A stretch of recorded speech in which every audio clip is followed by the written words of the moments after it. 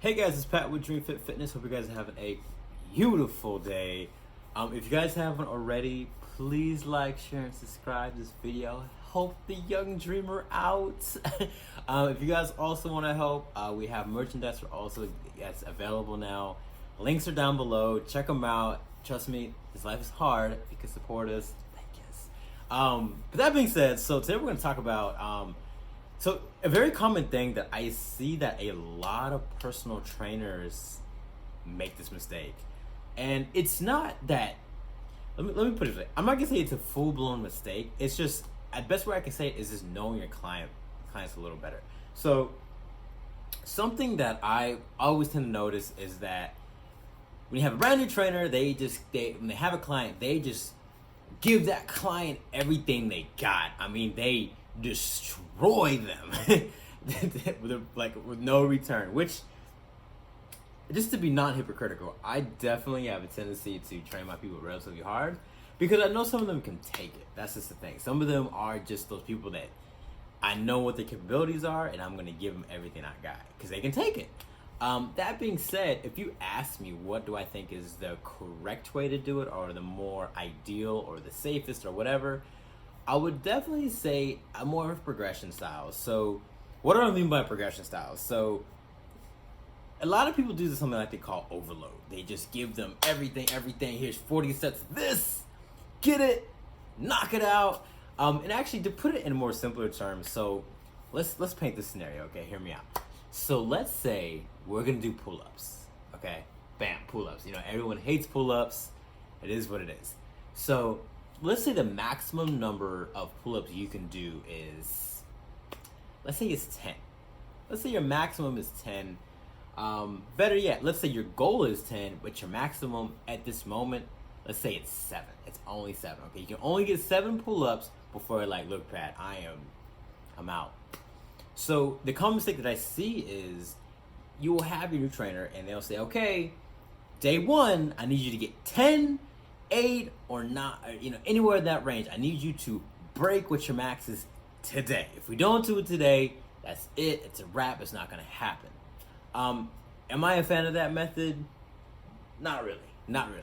So what I think a better way to do it, and this is just for me doing my thing all these years, is I've noticed that when you have a goal like, let's say 10 pull-ups, it is more beneficial to set a record, to say, okay, our goal is 10, but just today only, we're just gonna get 6.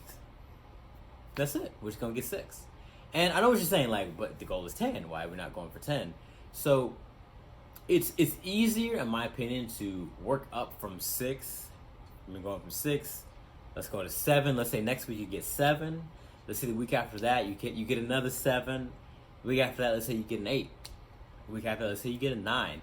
It's easier to have that smaller achievable goal versus everything right off the bat, because until you have those like hard-driven mentalities down packed, it's very easy to get discouraged by things like pull-ups or anything that's just very like rigorous. So another example we could use is running. So let's say your 2-mile time you traditionally run is, let's say 22 minutes. Let's say standard time 22. That's usually what you need to pass most tests these days. Let's say your goal is to break it down to get under 20. So it'd be easier to set your regimen that, let's say one day you do 22 minutes, and then let's say the next week you do 21:50, and then we got, let's say you do 21:20. You slowly get closer and closer to that overarching goal versus everything right off the bat. Going from a 22-minute mile to breaking under 20 is not easy, and you're almost gonna think by, let's say, like week 3 that you're just gonna think you suck. Let's just be honest. You're just gonna think you suck, and it's really not the mindset like you want to get in that process. At the end of the day, I want to make sure that you guys are having a good time and all that stuff. So, it's easier to just have your overarching goal and slowly build to it. I don't think that for the majority of people that doing, this is called balls to the walls, every single time you step to the gym is always a beneficial idea. It's okay to switch up the pace sometimes. It's okay to, get those slow rigorous, annoying, reps in there.